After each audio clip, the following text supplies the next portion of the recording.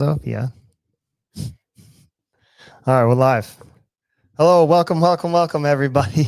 Happy New Year. Oh, yeah. Happy New Year. 2 weeks off, and here we are. Right. We're going to talk about Fittest to the Coast, Norcal Classic, and a little bit of in-season training. No particular order. I think starting with maybe some in-season training, because Heather and I were talking about that before we got going, and we'll spend 10 to 15 minutes on it. But yeah, now's the season. We got individuals. Well, we got everything. We know when the games are for teen and masters, so age groups. It's going to be in Columbus, Ohio, real close to us. And they're going to have opportunity to, I think, have a lot of different implements because it's so close to Rogue.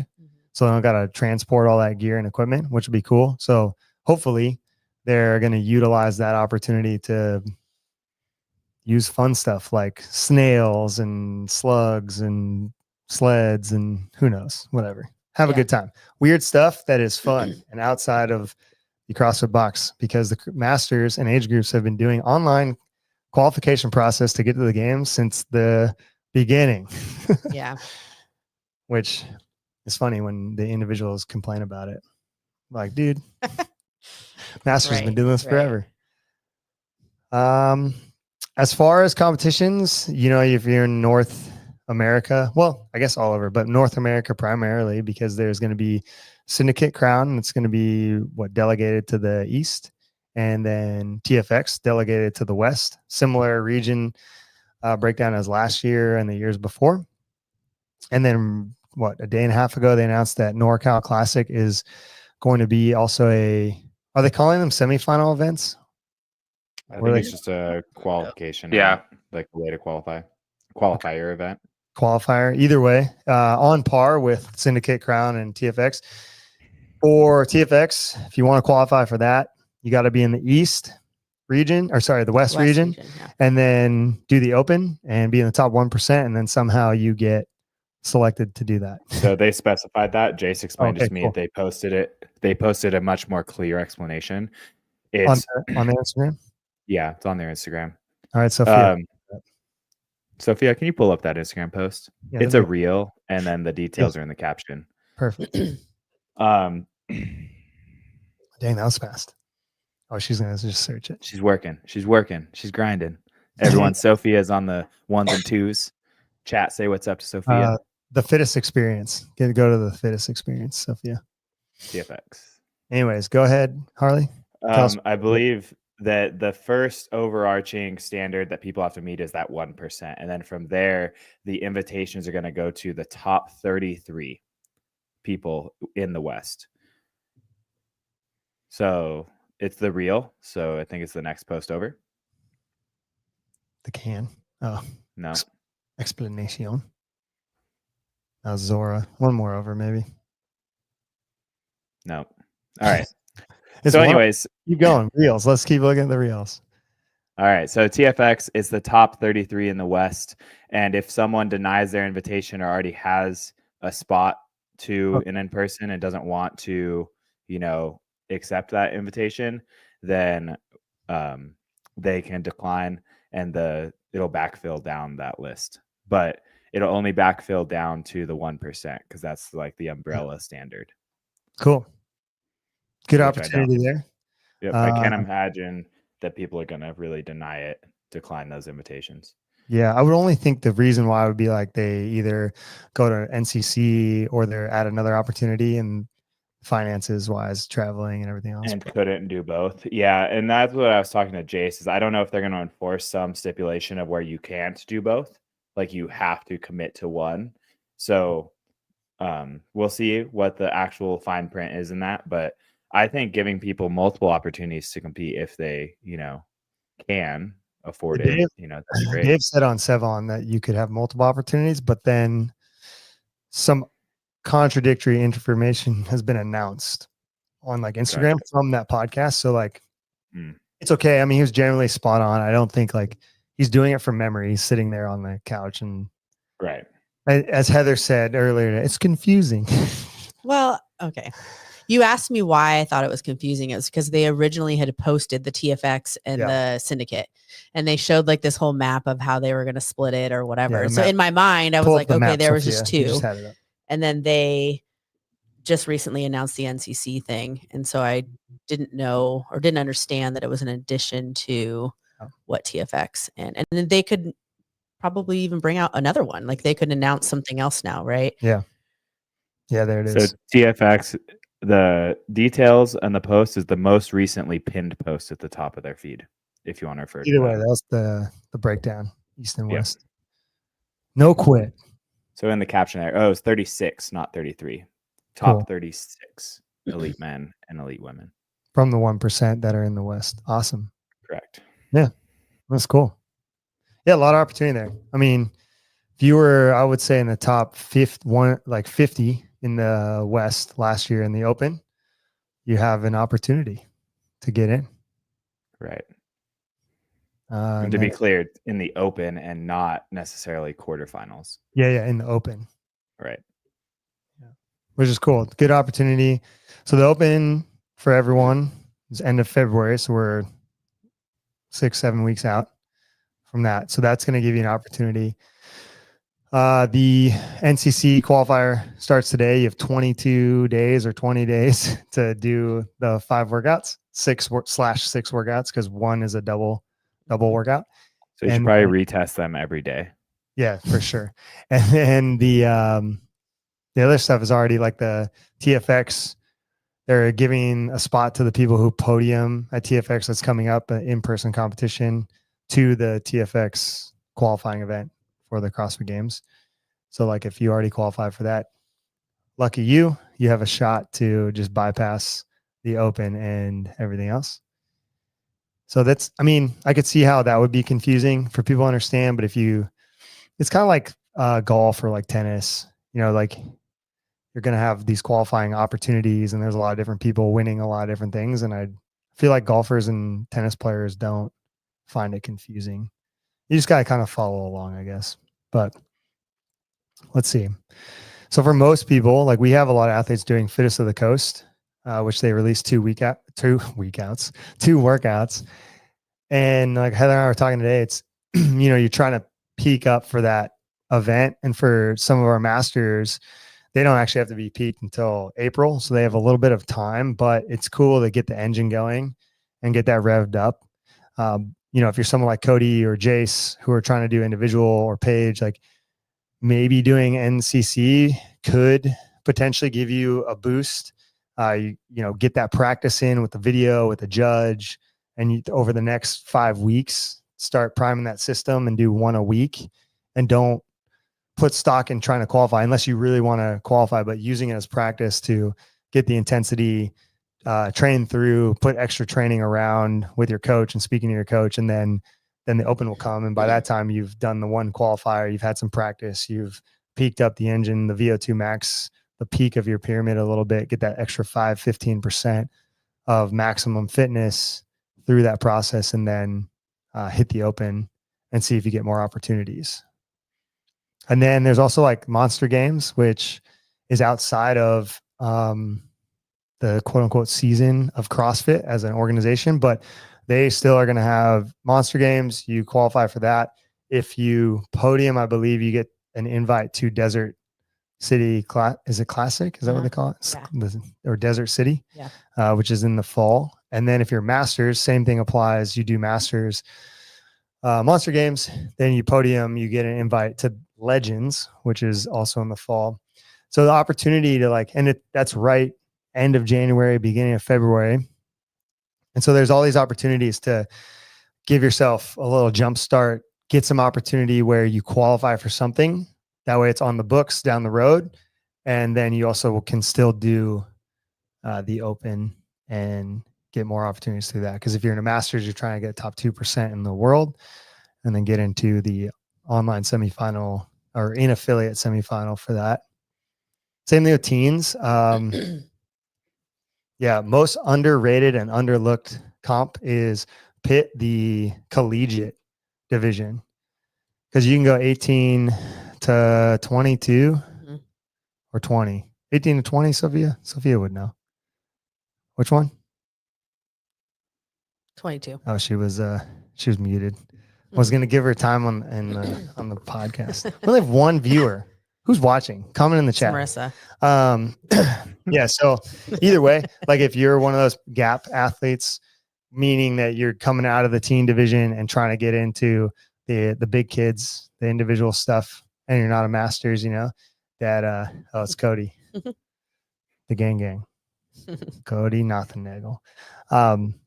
That's a good one, and they're gonna do that actually at the Masters games in Columbus. So if you're 18 to 22, good time to shine. Yeah. So there's a lot of stuff there. How would you guys train? Like, I mean, I have like Paige is going to do NCC. I have some other people asking about that. We have a lot of people doing Fittest of the Coast already, using their fitness, getting their feet wet, and around that training, building their programs and their structures through that. Like, because it's a little different, and I feel like people can't be 100% all year, even though they think they can. How do you guys structure your training? What does this look like to you? Give your thoughts about what's happening right now as a coach to athlete. I think it depends on like what their big thing is, right? So like you kind of mentioned, like a lot of our masters aren't having to like peak until April, because I think to clarify that, like, that they're going to be in the top 2%. So they're still going to do the open. They're going to qualify in the 2%. And then their big event is going to be the semifinal stage to like get them to the CrossFit Games. So like they're going to be peaking, like we were talking about, 6 to 8 weeks out from that April event, which is that semifinal event, to like get them to qualify. Whereas like people like Cody or people that, or even masters that we're not quite sure, maybe they're in a bubble of that 2%, they're going to start peaking now, right, for that open, and start trying to really push to like get into that. So there's going to be different stages, like, and the people that are going to make it through that 2%, like there's no point in them right now trying to like peak and try to like go hard through like April. Yeah, just looking at their individual training sessions and their day to day. Like John was in the gym today. It's like almost like pulling back the reins, because that's going to be the hardest thing, is somebody, especially if you're on site in a spot where there's like, some people are doing Fittest, some people are going to do NCC, some people, and he's, I don't want to say way out, but out enough that it's like, you got to pull back a little bit, because you could get burnt up before you even get to your time to shine. So like, there's a consideration there, but it's like, to your point, I think it's like getting the athlete to understand that, like, when is their time that they really want to peak for the season. Cause like what you're saying is like, they can't just be like going hard all the time and just like wrecking themselves. Some people try to. Well, right. And how well do they do? Right. Like, and like you were kind of saying, like right now, like there's a lot of athletes in the gym that are peaking for Fittest, which is in 4 weeks. So I feel like we're kind of doing like this little mini peak to see like how we can do. And then we're going to, even though the open's coming up, it's like, we're going to like back off a little bit.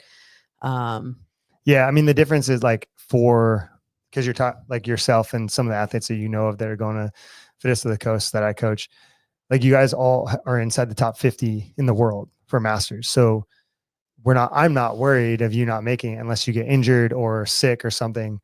But you've proven yourself, and not just this year, but multiple years before. So it's kind of like hey, you're going to get in, it's fine. But yeah, it's more for fun, use your fitness. And then, try to like get into that groove of like, okay, I'm starting to get back. I'm going to start peaking it up. Like we were talking about your running today, just using you as an example. I was like, okay, you have to run on this air runner at 8-minute mile pace. Whereas last week you were running at the almost 9-minute mile pace. I was like, hey, that's like off season, chilling, base building. We've been working on that, but now we got to kind of ramp up your speed and your intensity. And then today you ran it no problem, and you're like at a 7:50 pace. And like, we'll push that as the weeks go on, as you get closer, because there's going to be some type of running event, whether it's short or long, it's fine. But like, it's that conversation now 4 weeks out as a coach, that you as an athlete, and I mean, I'm privy to what my athletes are doing, and so are all you guys. It's like, we're trying to have those conversations, but you as an athlete should also try to have that conversation as well, and be aware of like, where am I at in the season time and where is my prep time, because there are going to be so many people doing so many different things. Yeah. How much of like shiny object syndrome should people have or not have? In terms of what? Like events. Oh, I think it depends on what they want to do with their Right. season and what they're interested in. I think it back to the individuals, what matters type of thing. If it's a master's athlete and, you know, they have the time, it's not their time to be peaked, and there's potential that they're going to get hurt, or like, you know, they have some movement quality issues that we could improve and spend time working on training for their season, then they should probably try to stay the course. But if, you know, you're a younger athlete that also has time in their season, and, you know, there are going to be people who have a lot of potential through this new format to go to an in-person event, and there's going to be a lot of people who do not. If you're one of the people who do not, and you want to just go out and have a good time with your friends and do something different, like, yeah, ideally we have a plan and we, you know, pick it meticulously in advance, and we create a framework of training that, you know, prepares them for that event in the future. But if it doesn't interrupt the current progression or the timeline that they're on, and they want to go have a good time, you know, 2 weeks out with their friends, I mean, hopefully they let us know, you know, but ideally the big picture is step one. Where are you at in your season? What's important to you is step two. And then communicating with your coach to see if it aligns and you two are on the same page would be step three. And then if all of those things, you know, you go through that checklist and it doesn't seem like it's a big interference, then a shiny object or an event off to the side probably isn't the end of the world. Probably. Yeah. But again, it depends on what it is.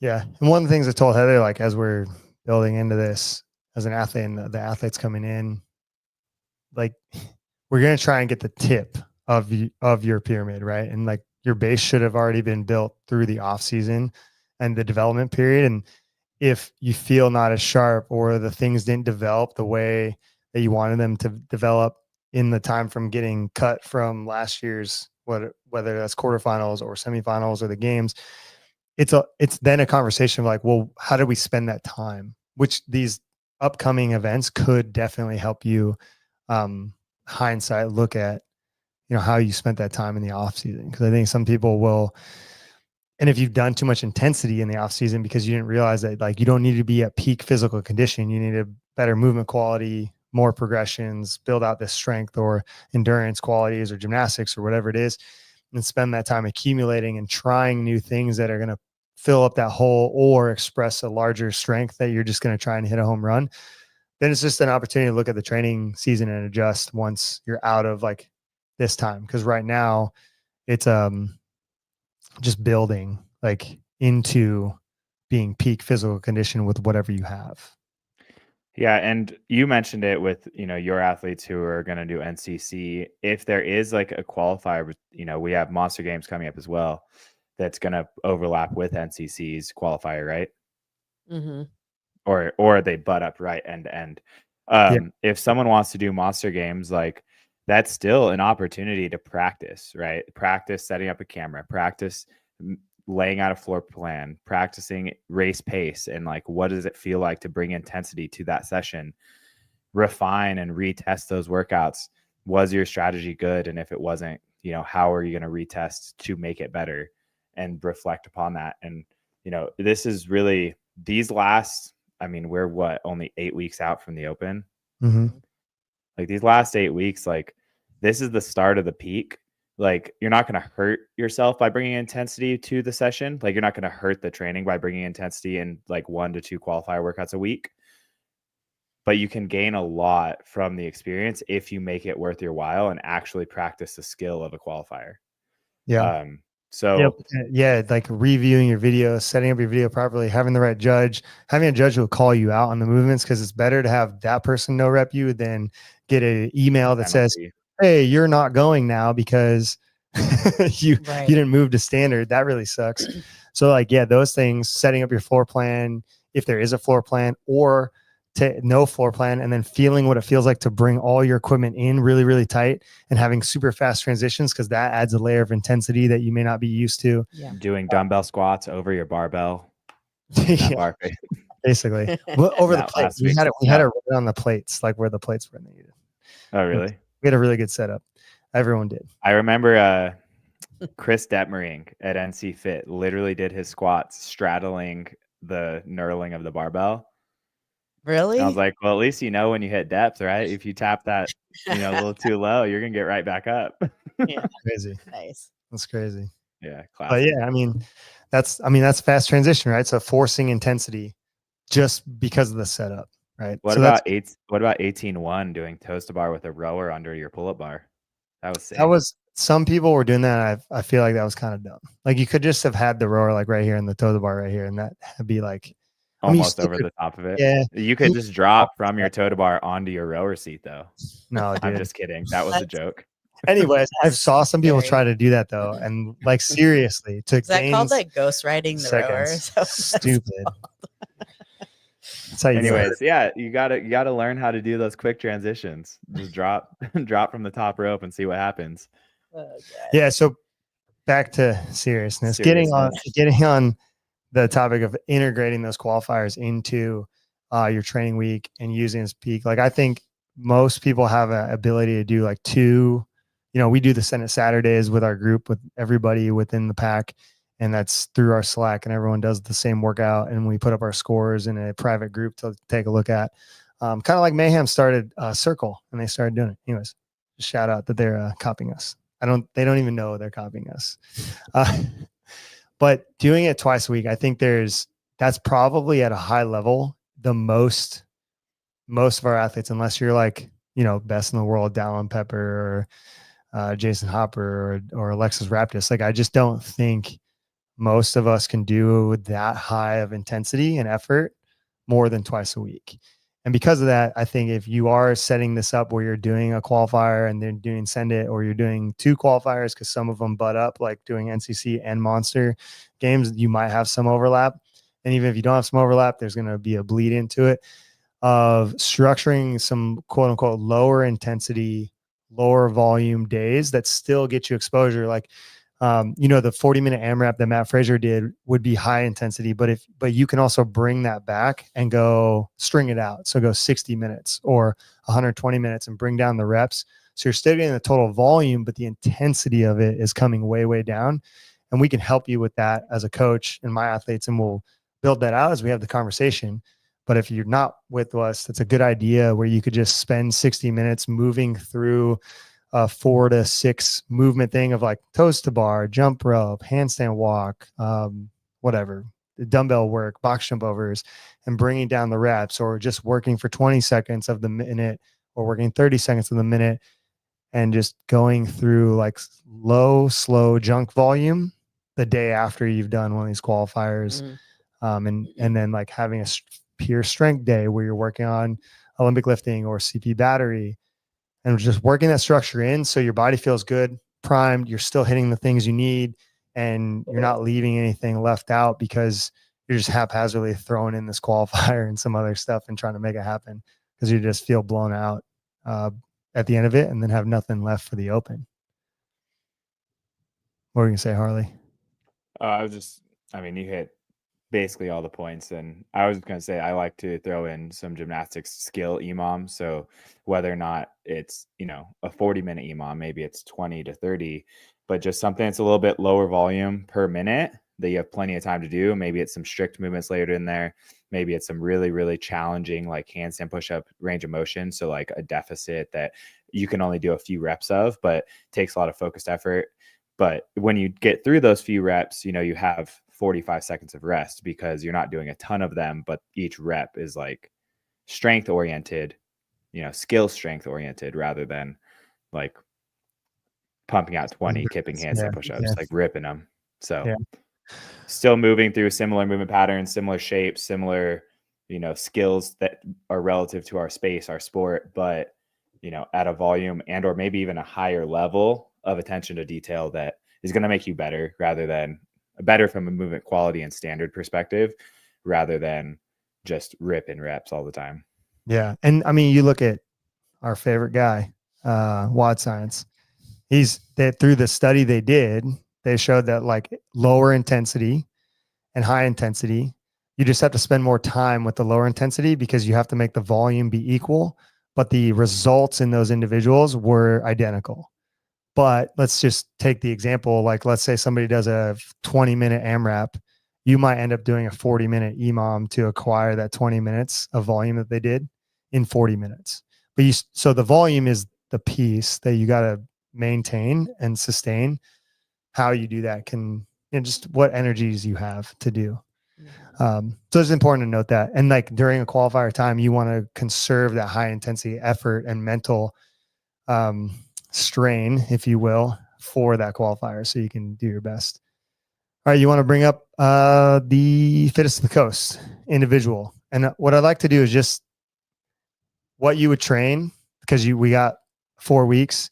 And then I think what you would train the most in this workout to maximize the outcome. Because you look at this and I laughed because I was like, oh, this is first cut from the CrossFit game, but just a little bit less volume and it's not as heavy barbell. Because first cut was it 5 rounds? It's 5 rounds, run, longer run, rope climb, and then the snatch. Whereas this is run, snatch, rope climb, but very similar. Where do you think, if you had an athlete doing this individual, what would be the key piece? With how short the run is, I mean, it matters, but you can pace it a little bit more conservatively, I think, if you are pretty savvy on the snatches and the rope climbs. So you could work really hard in that snatch and probably create a little separation there. And if you're really good at, like I call them touch and go rope climbs, but even not a true touch and go, but just slide down, take one breath on the floor, right back up between your reps. You're cutting down so much more rest time than you're going to save by sprinting the 200, right? And that's assuming that it's a true 200-meter run. If it's shorter, you could probably even run that a little bit slower because the disparity of time is going to be less the shorter the distance gets to a degree. The longer, like say the other end of the spectrum, say it's actually a 250 or almost a 300 and they just suck at using a measuring tape, then you probably have to prioritize the run a little bit more. So we'll see what the course looks like in person, but I would say that really you're rewarded for your efficiency of repeating moderate reps on the barbell. It doesn't say squat snatch here. So if it's not a squat snatch, if you can just power all of those, more power to you. No pun intended. But, yeah, I think the rope climb, I think you're right. Yeah. I think you can make a huge separation in those 12 total rope climbs. And in your training, knowing like, okay, well, I'm going to see this event already, and there's going to be some rope climbs, and it's obvious. And you've probably already done rope climbs as a CrossFitter. So it's a good opportunity to say, hey, look, I'm going to this event. It's going to give me 4 weeks to train my rope climb repeatability and speed. So like in the clusters, like Harley's saying, or touch and go. Like if you've never done 3 back to back to back, like your feet hit the ground, you jump right back up like Harley does. He's a master at them. Now's the time you can practice that, right? Because even if you don't do that in the event, training at that higher threshold of that rope climb is going to push your ceiling of that muscle endurance repeatability of the rope climb now. So making that choice in the training, because your coach is going to give you some rope climb work, some of the snatch work on the running speed. But I think the rope climb is where you can really separate yourself. Because like what Harley's saying, the snatch is kind of whatever for most people. Because if you go to the other, like the RX, click over, 175, 115, and then click over for the 35, 39. So like 155, dude. 105, like that's just ripping. Like you get touch and go. It gets so fast. And then go over just a little bit older, 135, 85, like Haley, 85 pounds. Like it's going to go unbroken the whole time. Yeah. So it's the rope climb. Essentially. Yeah. And then if you can not hyperventilate on the run, because the run is going to be, because of the other work's going to be so quick, the run is going to be quote unquote harder, but you'll still be running at the same pace. You're just going to be okay with like, got to get to the bar, got to get back to the barbell. As long as you're moving with purpose on the run, I don't think you're losing the race there. Right.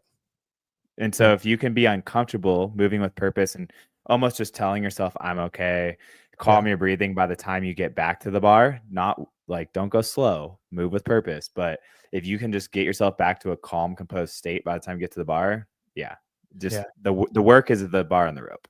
No questions asked. Yeah, and if all things are equal, like at that, like in the top heat, it's going to be the rope climb. Like who is the best at rope climbs with the grip fatigue, the aerobic demand? Like that's what's going to come down. Yeah, to. because even the best rope climb, like in my prime, back in my day, you know, I've done like 4 rope climbs in 30 seconds. About.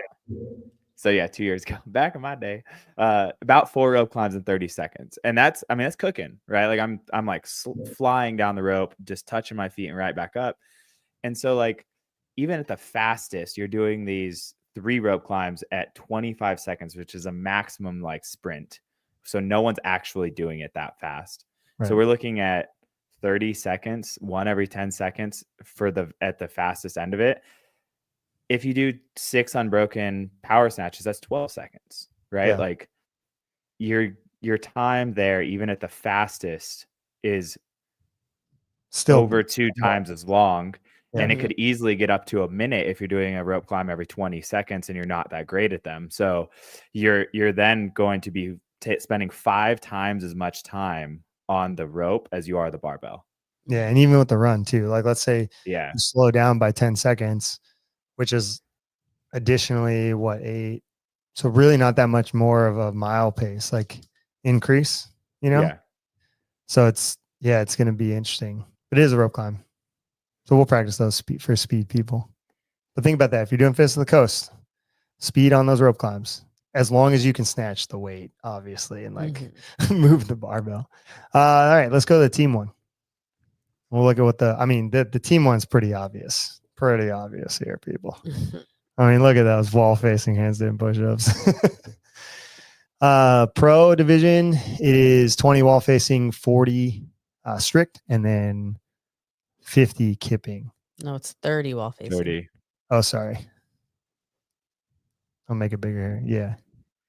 30 wall facing. And then for the RX, that's where it goes down. Click over. Let's go through them all.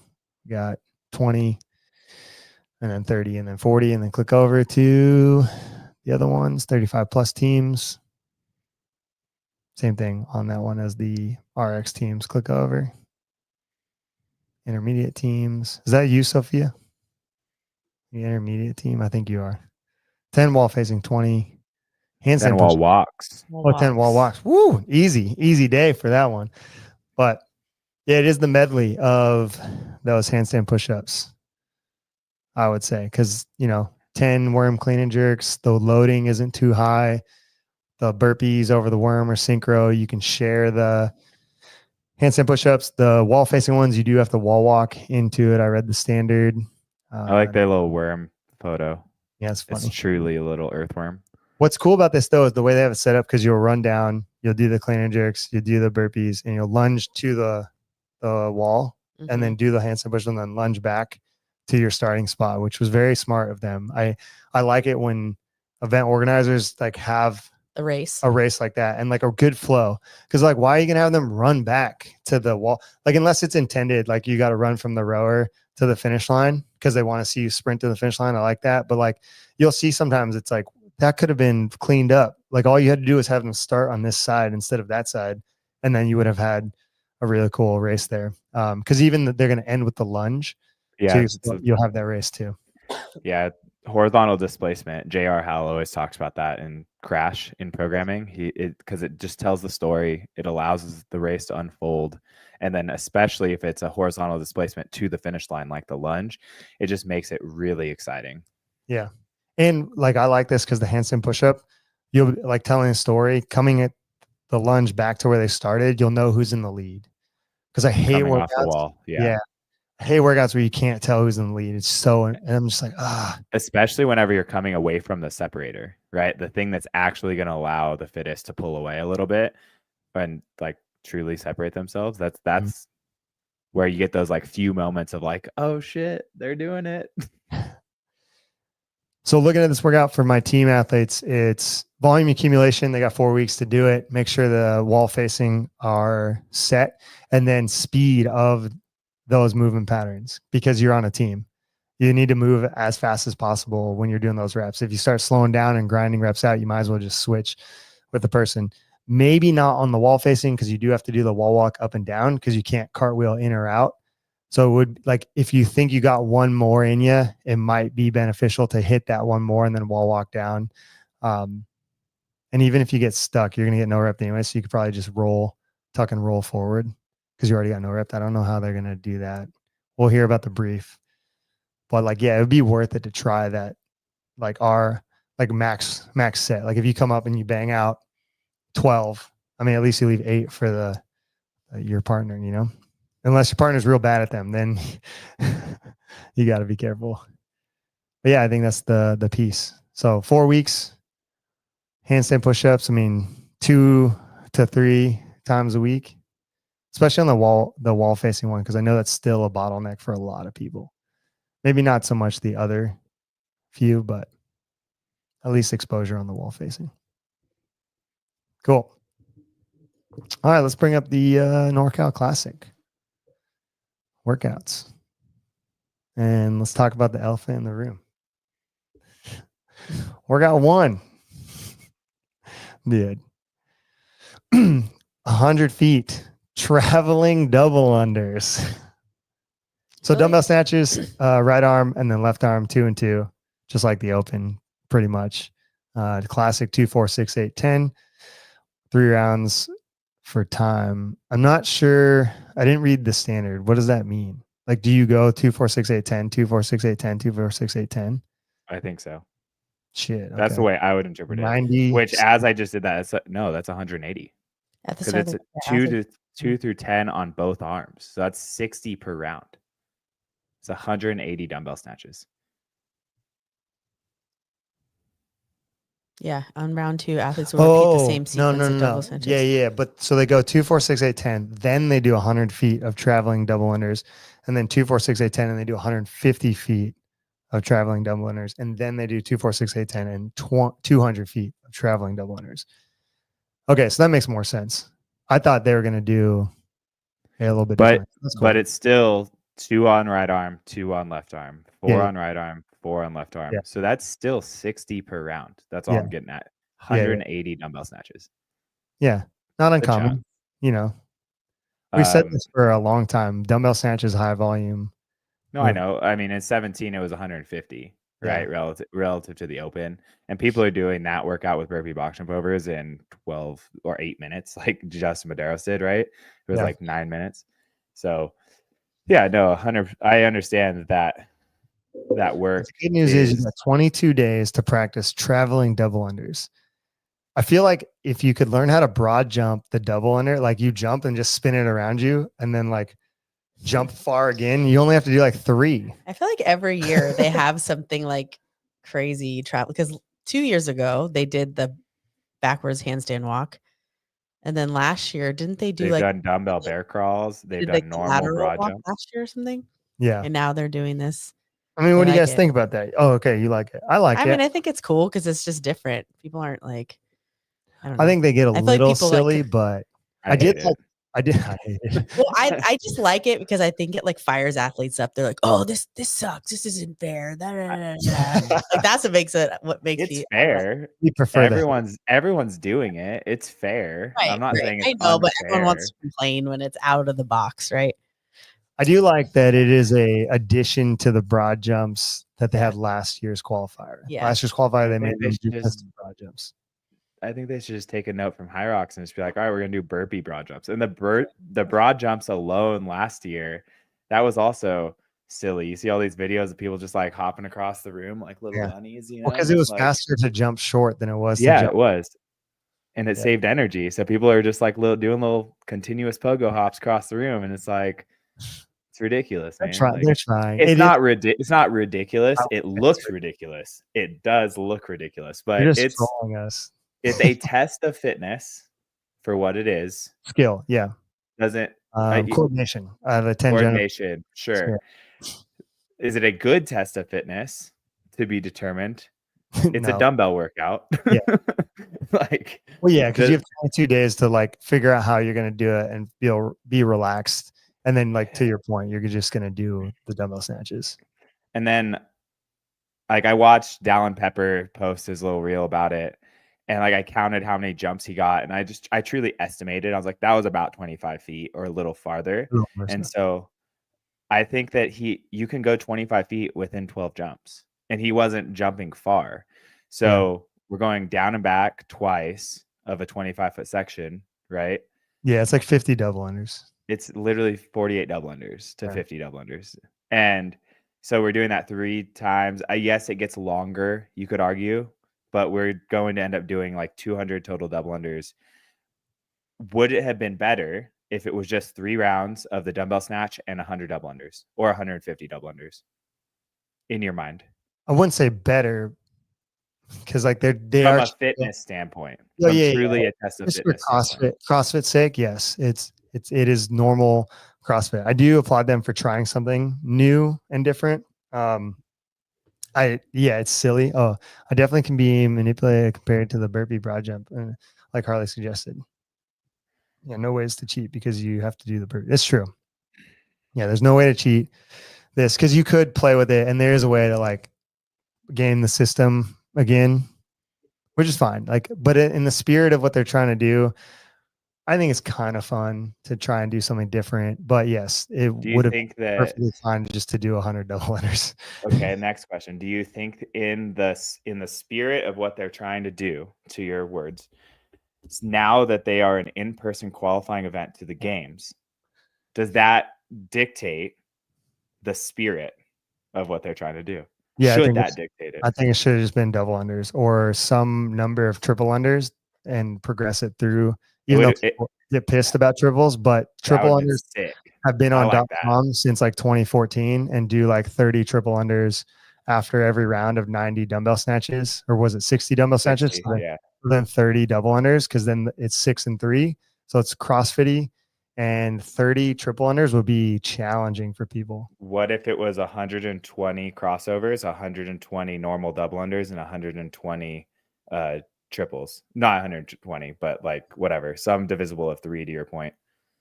Yeah, I'd be fine with that too. It's okay. I think I do like things that are just like the same.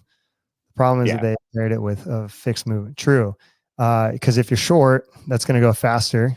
The dumbbell will work out and be creative somewhere else. Yeah, they could have been creative somewhere else. Well, I mean, they do kind of get in some of the other ones, but they're always creative, Marissa. They are always creative. Backwards handstand walks, which was fine. They were cool, but yeah, I think the triple under would have been nice, honestly. Yeah. And not even had dubs or crossovers because we've seen them and like we know they're there and it's apparent. And I do like the cross, double, triple. That'd be cool. I just feel like it's time just to like hit people with something where it's like 30 triples. All right, next question. Do you think that it's easier doing the traveling double under from an aerobic standpoint because you're forced to turn around every 25 feet? Oh, 100%. Yeah. You actually get forced breaks, and so you have to only do whatever, a dozen double unders at a time if you can move forward with coordination, of course, consistently. 100%. I think they actually made the workout easier. Yeah. From a capacity standpoint. I mean, it's still gonna hurt because the dumbbell snatch, but yeah. Oh, Cody signing up. He's in. He loves it. I've seen enough. I'm signing up. All right, Sophia, go to workout number 2.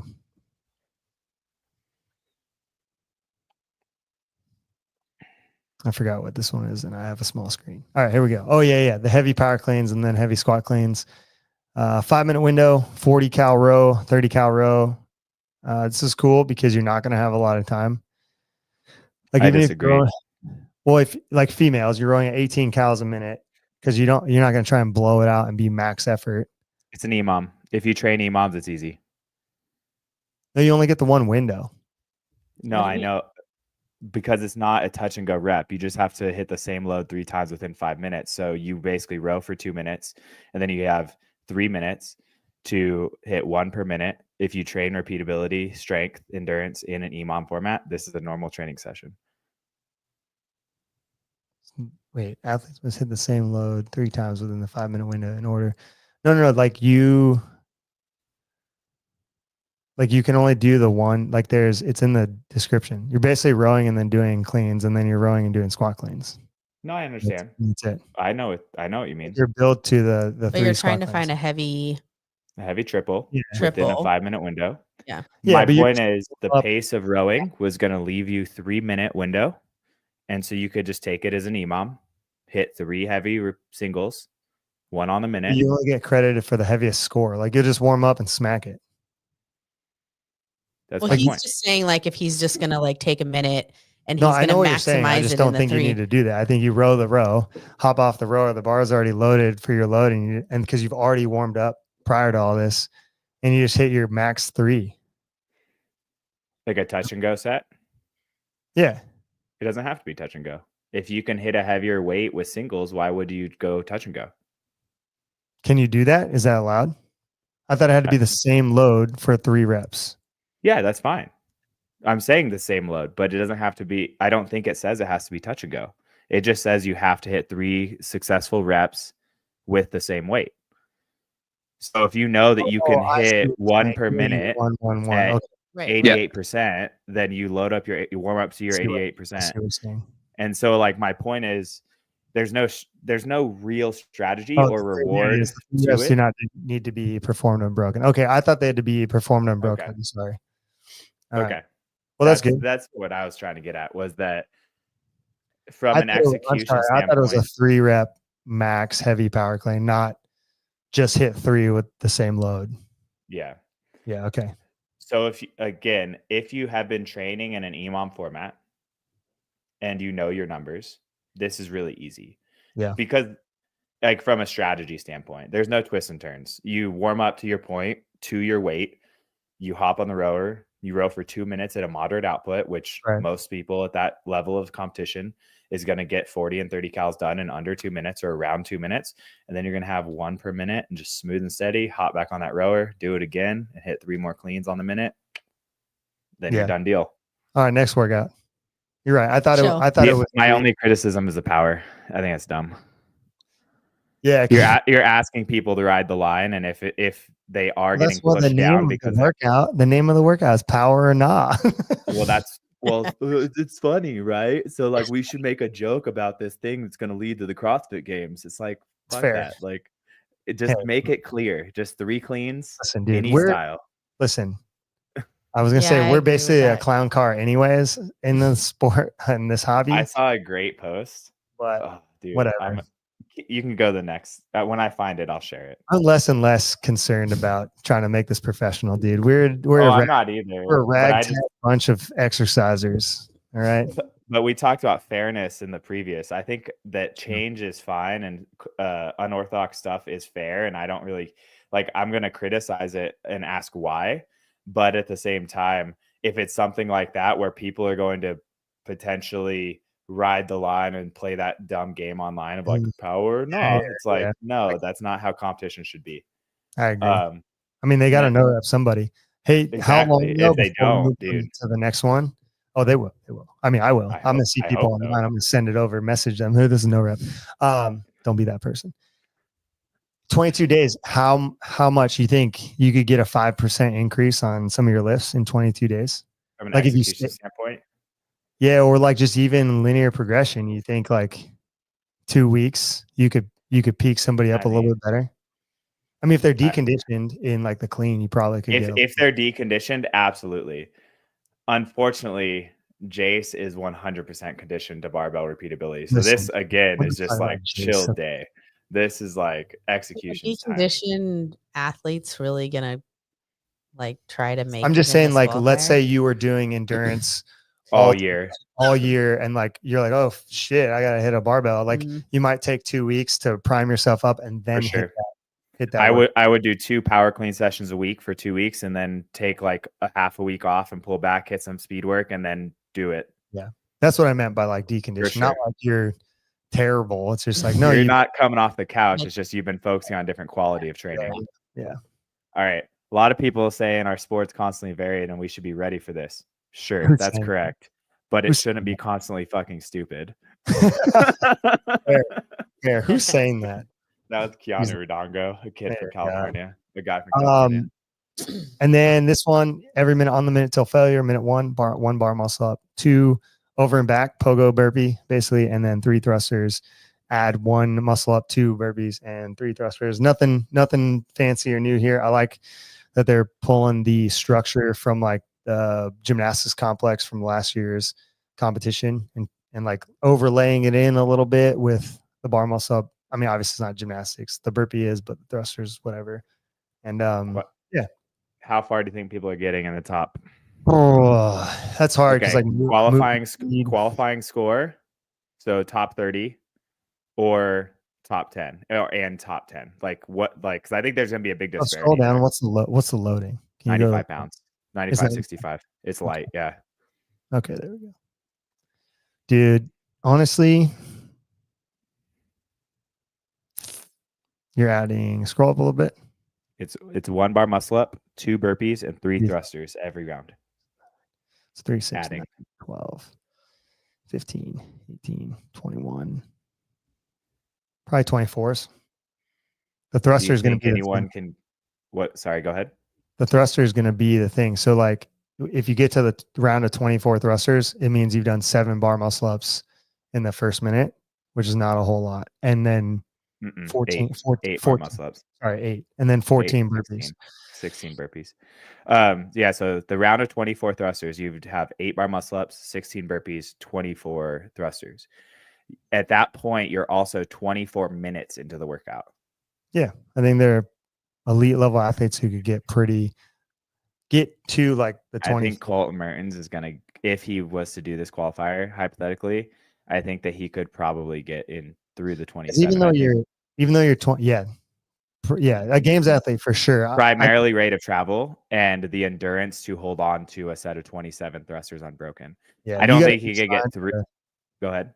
Like just to qualify or get close to that top 36, depending on like, let's say there's 36 games athletes trying to go to this thing. Like obviously you're saying with Colt Mearns, yes, that's going to be it, is the round of 27. But I think trying to qualify, you have to get through the 21 thrusters at minimum. Like that's the starting entry to be close to that group of qualification. And then everything after that is going to decide where you fall within like close. That's great to hear because that's almost exactly what I told Jace. I said 21 is where like the bare minimum of like creeping into a qualifying spot there. Yeah. But you're going to get through, knowing you got through the 21, you're going to need to gut your way through the 8 bar muscle ups, which I think most people could do at that level. Yeah. And then you have 16 burpees. So you have to like stay focused and work through the burpees. And then you're going to probably get capped in the 24 thrusters. Because at that level, I think a lot of people secure your spot. You're going to end up getting through those 24 thrusters and getting for sure, and then just suffering on the 9 bar muscle ups. Yeah, and it's literally just like doubles and triples and singles at that point because you're gonna be so redlined. Yeah, like you have to go so deep. Bottleneck people who are like right on the bubble trying to get into this event. There's gonna be a huge bottleneck in the bar muscle in the thrusters and in the bar muscle ups of each round because either people barely made the thruster but are so redlined they literally can't function anymore on the bar muscle up, or they get back to the next round of thrusters. Like that's sort of where I'm thinking each round is going to have a bottleneck there, and it's just going to be like every rep after that it's going to be separating where people are falling on the leaderboard above that cut line, like we said. All right, regionals 11.3. Next one. 21:59 deadlifts, box jumps. I'm gonna fucking kill you. I'm gonna kill you. Yeah, Ryan Fisher. Don't tell your judge that you're gonna effing kill him. This one's easy. Just go look at the 2013 regional leaderboard and just try to get 2011 regionals. I think I think you're right. I think it's 2013, isn't it? I don't know. Just happened. Anyway, so yeah, doesn't matter. This is the one where Ryan Fisher said it is 2013. I think. Yeah, I'm pulling it up now. I'll find it. Go ahead, keep talking. Either way, you could look at the scores and just try to shoot for that. Scroll down, look at the. Let's see. Is it the high box jump? Yeah, 275, 185. Oh no. Oh, that's RX. Sorry, 315, 205. Yeah, I think they did this in 2013. I don't know why it says Maybe they also, So I pulled it up. It was also an 11, but I'm going back and trying to find what the 2013 workouts were so that I could, because it might have been a repeat potentially, I guess. eventually. Yeah. Either way, you look at those scores, train up for it, try to get that score. The movement speed is going to be pretty fixed. You might move a little faster, but those guys and girls that did this really well went unbroken through the deadlifts and the box jumps, and like that's it. Like it's a pretty fixed workout. But with the rest of the workouts that they have so far, it's fine that it's like that. All right, next one. I'm gonna have to go in 2 minutes. Fun fact for you: it was also in 2013 as well. Sick. All right, so I'm We're not so good. just CrossFit almanacs.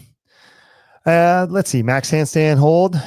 Yep, that's you do the damn thing. 40 seconds to a minute is going to be the bottleneck. Yeah, you got to get over a minute. Like to actually have a good time. Have a good time, it's over a minute for sure. Men especially. Over a minute's going to be great. Women are going to hold it longer typically because of the athlete background and everything that they're used to. So fine there. And then, go to the last one, the top heavy. Scroll up. 40 cal bike, handstand push-up, toes to bar, handstand push-up, 100 foot overhead walking on, lunge. It's pretty chill. You have to use an echo bike, right? Nope, any bike. What? Oh, dude, Either somebody get an assault bike up in this bitch. Fucking You really want it? Any bike? Yeah. Really? Find somebody who's got like the fans all effed up because it spins faster. If you have an old assault bike that you don't like, dude. just take a hammer, like take the fan blade off and just sort of hit one of the fans where it goes from perpendicular to straight. There's no way to see it, and you're gonna get a ton of calories really easily. Yeah. And then you just throw that bike in the trash because it's worth the shit. Oh man. Anyways, go back up. That's really weird to me. I mean, it is a handstand push-up workout, obviously, because you're coming off the handstand. 50 toes to bar is like whatever, but you got the 50 handstand push-ups. That's going to take the majority of the time, and the bike obviously is going to take majority of the time. So it's biking, handstand push-ups, the toes bar in there, just to create some like a little bit of interference, and I think round out the rest of their tests because they don't have any real hanging gymnastics other than, they don't really have any hanging gymnastics. For sure. Cool. So this is a 2-part workout. That handstand hold goes straight into this one.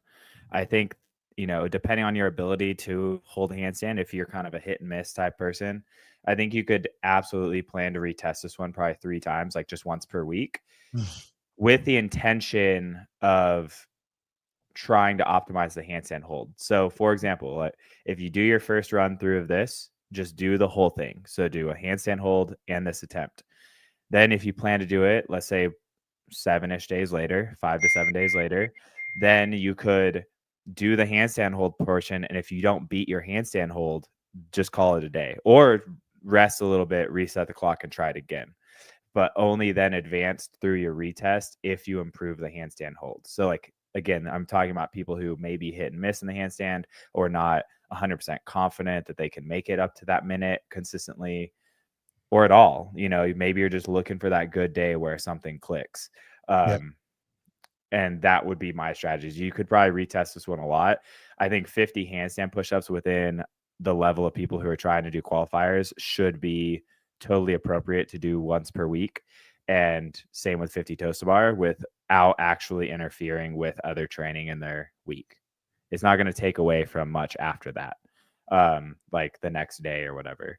So in this one, very similar to my outlook on the clean, if you've been training higher skill gymnastics, this volume isn't that big of a deal. You should have a pretty good expectation of what your set sizes of repeatability are.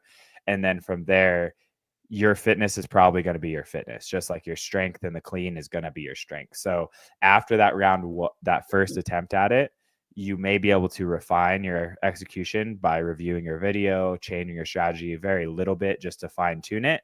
But realistically, the retest of this portion probably isn't going to get substantially better because your shoulder endurance is your shoulder endurance. But your execution and the bottlenecks on the handstand hold, I think, are going to be very big. And every second or every 2 to 3 seconds is going to be huge jumps on the leaderboard, especially if you're just hoping to get to a minute hold. I think if you're under a minute, there's going to be bottlenecks at every single second along the way. Multiple people.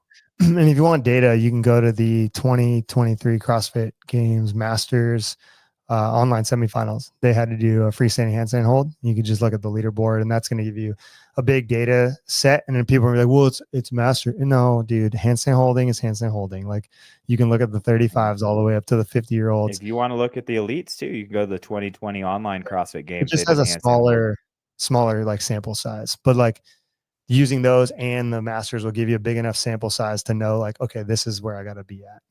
Yeah. I hate using the small sample size of elites. I know the information is there, but you know, you got Katrin holding it for 3 minutes. It's like, oh my God. No one's you look at who lost at the games. That's what I would do. Okay. I would look at who lost. Like, what's the bottom half of the games athletes, and then try to strive for that.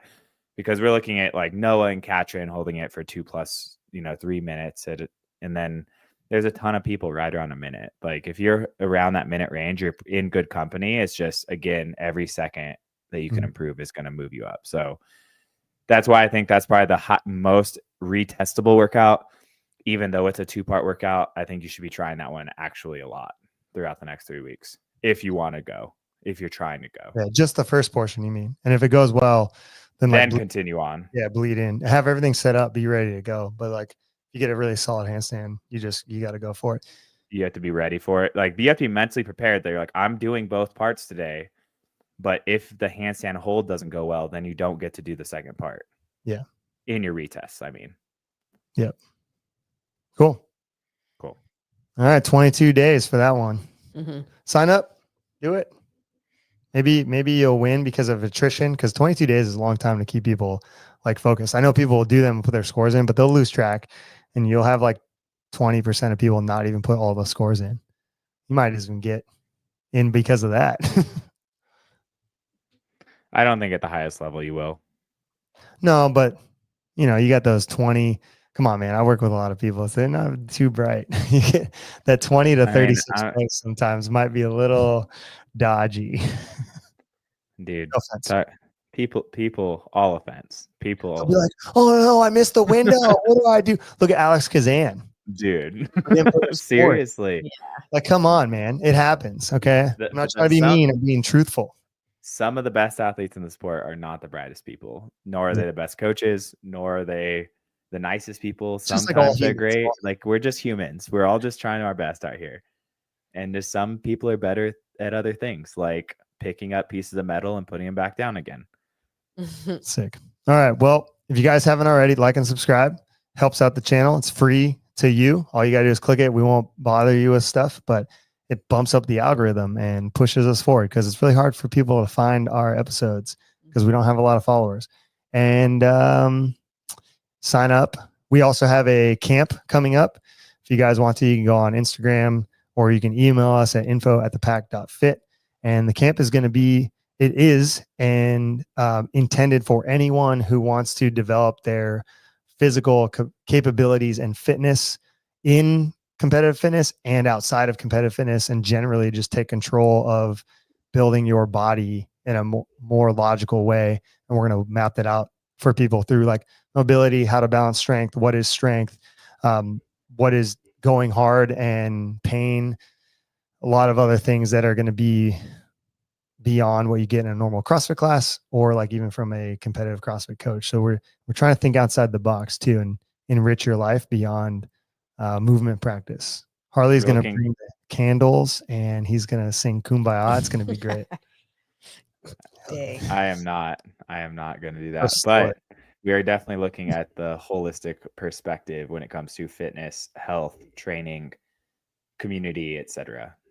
Yeah. We just watched a lot of people over the last years get burnt out, leave the space, say, like even runners say, oh, running turned his back on me. I didn't.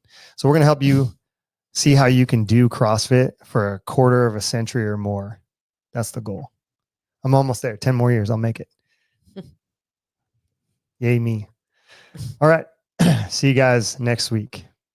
Bye. Bye. Bye.